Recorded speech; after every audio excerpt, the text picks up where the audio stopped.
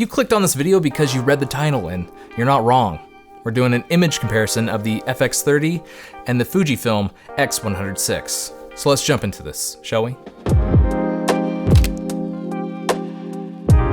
All right, right off the bat, we have the FX30 with the Sigma MC11 adapter and the Sigma 18-35 EF version attached to it. So you can kind of see the autofocus of this lens and this combo.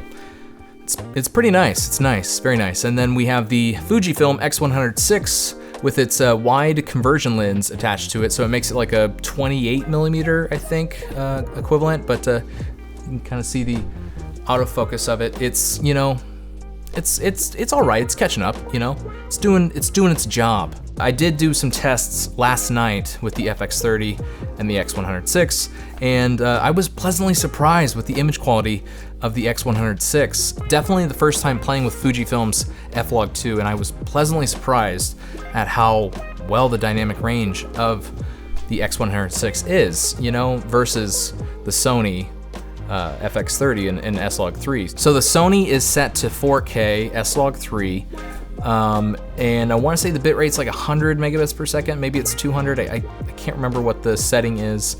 I'll be sure to throw up the information somewhere on the screen for the FX30's bitrate, and then the Fujifilm X100VI is set to 6.2K, and it is, I believe the bitrate's 200, it's, you know, 24 frames per second, both of them are set that way. And yeah, this is what that looks like. I'm really kind of digging the look of the X100VI. And this camera and this kind of setup, and how I have it rigged right now, I'll show you guys here in a little bit. But you know, if you drop this down to 4K, which it should not overheat in 4K, we'll see how far this video gets at 6.2K. But it's rumored to overheat at 6.2K, which is understandable. But yeah, this could be a great little YouTube camera, you know, if the autofocus is maintaining. Editor Alex here, I figured I'd just jump back in and let you know that the autofocus from the X100VI in this video it's pretty poopy. It's a bit poopy, but it's because I had just face detect on, and now I have eye detect turned on. I turned it off because during the test last night I was wondering if it was, you know, I had glasses on and all that stuff. So yeah, so this is now with eye detect on.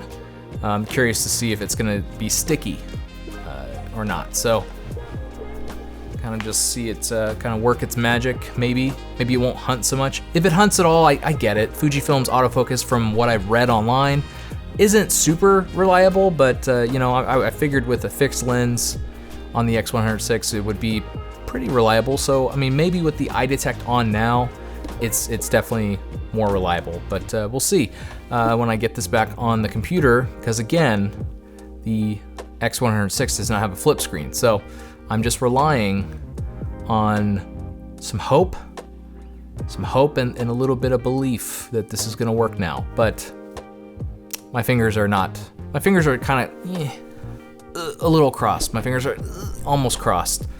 That's the best I can do. But otherwise, Sony has no issues with the autofocus, because Sony's autofocus is top tier, probably the best in the game. The audio is run through my mic into the FX30, so that's the audio you're hearing in both of these cameras. I'm gonna sync it up with the X100VI, because why would I do that? Why would I, you know?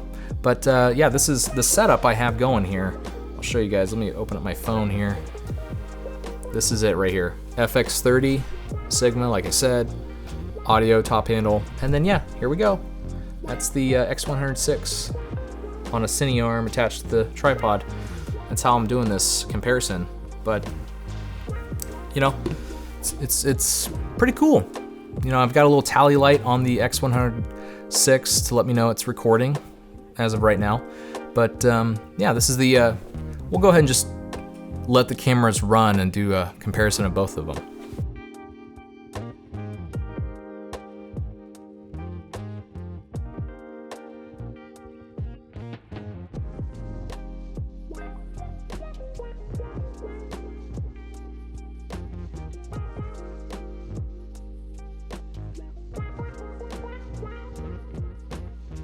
yeah, I figured this video was gonna be pretty quick. I just wanted to see the image quality of the FX30 versus the Fujifilm X100VI. And yeah, I mean, it looks really pretty good for how small the X100VI is.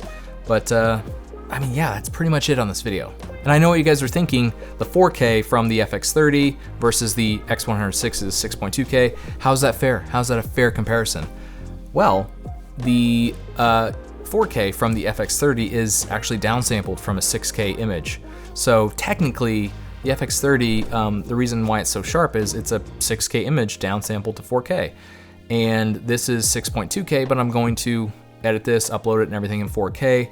So it's gonna be technically downsampled to 4K. That's how it's a fair comparison between the two. And yeah, I mean, that's why I think we could throw in the Pocket 6K sometime soon and do a comparison of that with the FX30 or maybe even the X100VI, I don't know. We'll see, but that does it for me, guys, on this video. I hope you enjoyed it. Subscribe if you aren't already. Tap that notification bell so you can be notified when I upload a new video. And if you like this video, give it a thumbs up. Until next time, shoot to create. I normally cover the lens at the end of my videos, but I have two cameras on me, so I don't know which one to go to, but I'll just do the FX30.